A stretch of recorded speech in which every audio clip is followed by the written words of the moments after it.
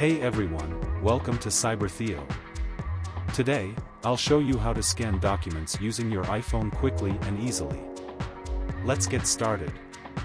First, open the Notes app on your iPhone. Create a new note by tapping the New Note icon in the bottom right corner. Tap the camera icon above the keyboard, then select Scan Documents from the menu that appears. Position your iPhone camera over the document you want to scan. Your iPhone will automatically detect and capture the document. You can also press the shutter button if needed. Adjust the corners of the scanned document if necessary, then tap Keep Scan. Repeat the process for additional pages if needed. When you're done, tap Save.